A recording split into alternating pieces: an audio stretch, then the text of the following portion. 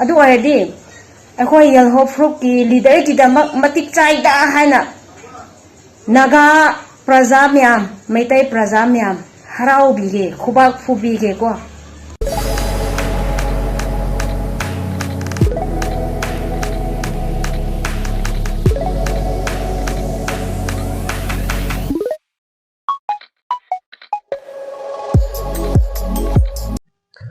Maktada mayam punang ku khuramjari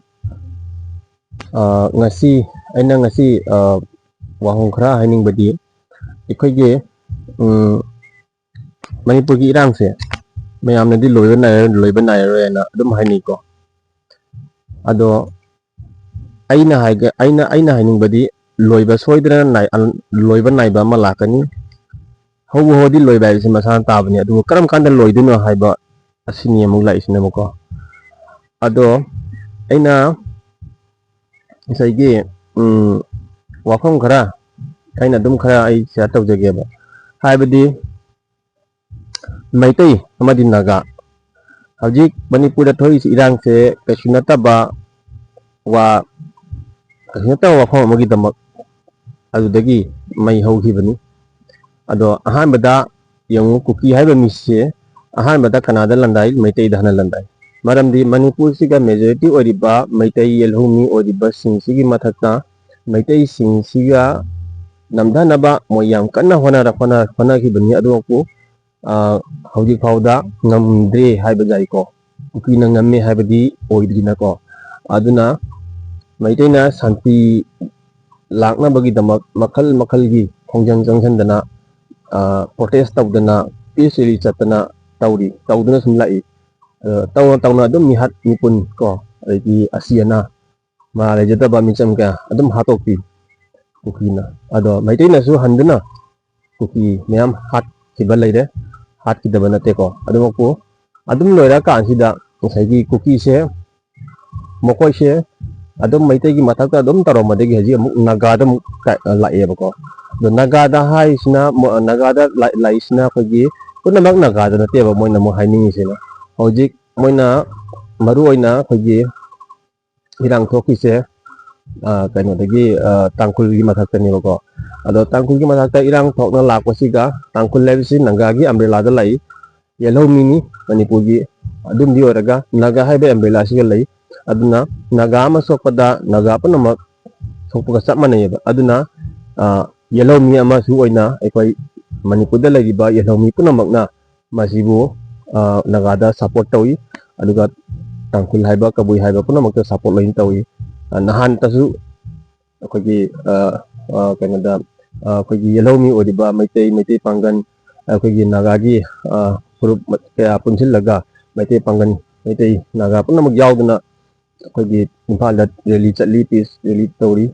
do haiba singse sagi akoi masen sumaina awasiga naga gi amadi maitai gi mathakta landara ko siga Kuki jina moina yari makai Manipur siga irang tholaga India government na Manipur sarkar da badnam taw bagi natraga na Manipur sarkar se sole noi nasagi naram nasana nga ko ngamjadre noi je tongana leiro haiba yu wafam khak lakataba khogi wafam khara khoina sum uwa phangyaba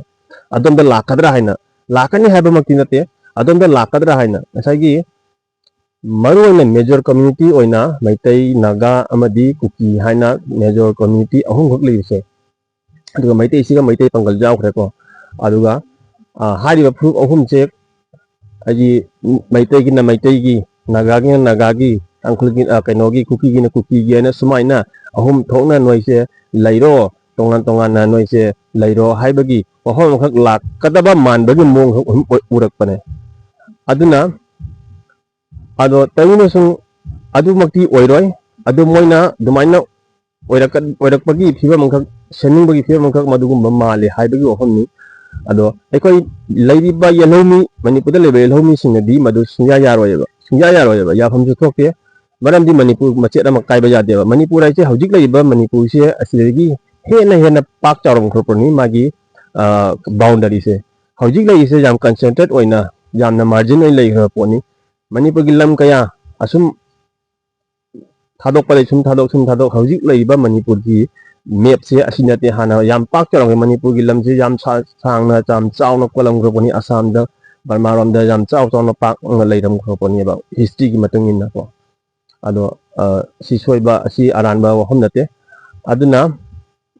अखोगी सुमाइना नागागी चलमना सुमाइना फुंगीबको अखोय मैते अमसुंग नागाना शांति एना लावरगा piece rally चलगा त यादेबा piece rally चटपगी महौता अखोय मसेन धरना तौदना निफम फमदना तवई महौता को कुकीगा सुमाइना कनो तवैना अखोगी वारी सानबना फै को शांति वारी सानबना फै हैना अदमानि फुंगीबा अदुसु हमतंग तामिनसि मैम मैम खुरुम जरी को ngасidi yelhou furup ki leader sing ko asau asang naga ki maitai ki asau asang leader sing da apeal matang taujage soiba lan ba yaru ngak pi gani kok pi gani ko noi na di peace Shanti Manipur da Shanti halaknaba peace halaknaba haina lauri kan na su hotnari haina su tai ko yam afaba khongthangni afaba wahini ko aduna adubu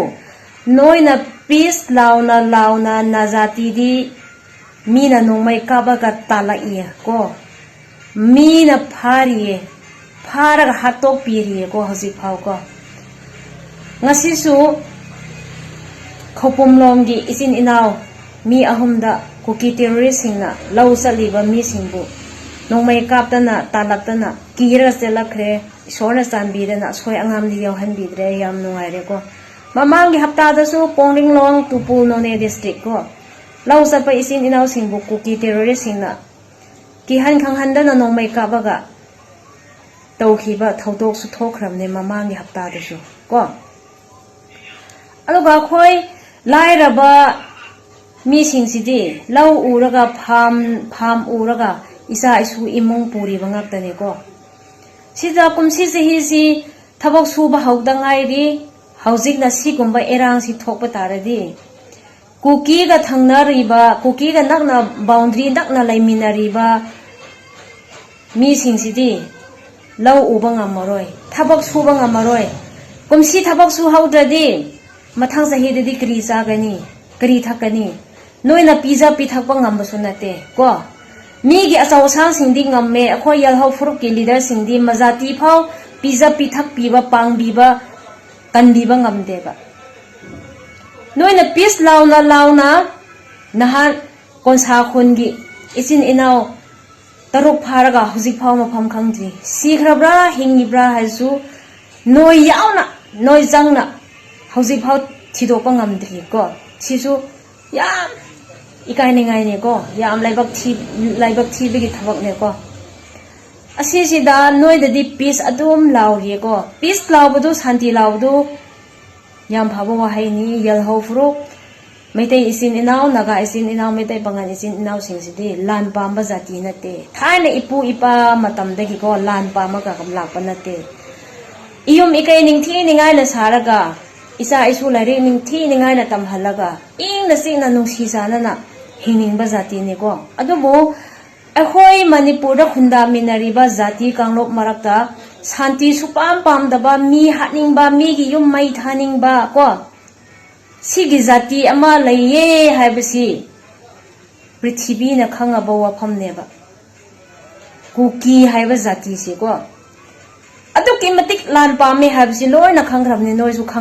loina khanghrab ngakta neba asisida nangi yelhou furup maitai isin inaw naga isin inaw nangi na furup da peace lauraga kari kana ba phanggadawno moidi mahausa na peace pama laye lan pamde adubu peace pamba akhoibu pamda mi sina kak thilag laibagi haujikti akhoi yelhou furup ki praja singsu loina saure ko loina saure nungai pham amasu laitre sisu praja singi na furup ki na jati ki praja singi mihun su khangna wa ngang biradi phagani haibsi haijani ko aduga noina peace ki wari saga dawdi atai da nate Kuki terrorist singa peace ki wari sapiro ko Kuki terrorist singa Kuki haiba zati ga lan pamba zati singsi wari sabiro noina yelhou fruki asengba achungba angamba leader oiba taradi moi go Shanti gi wari sabiro ko maitai da noi no mai ka ba ano maitai bu hapirano maitai gi yum mai thabirano maitai bu phabirano haina wari sabiro so ko aduga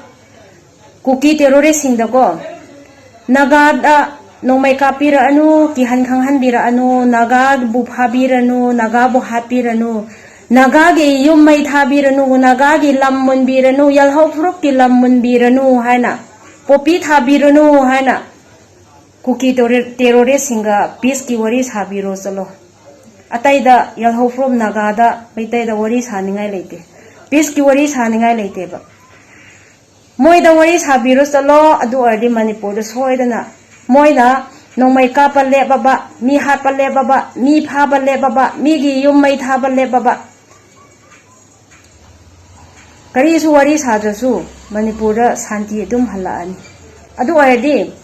akhoi yelhou fruit ki leader ki da matik chai da haina naga praja myam maitai praja myam harau bige khubak phu bige ko